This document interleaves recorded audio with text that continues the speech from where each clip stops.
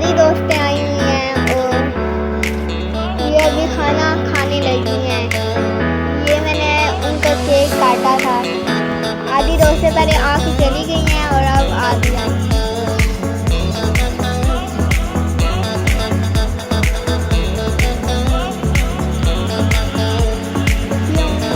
बहुत ही प्यारे शूज़ हैं। एक ये शूज़ है, ये फ्लाइंग है, और एक ये शूज़ है ऑरेंज।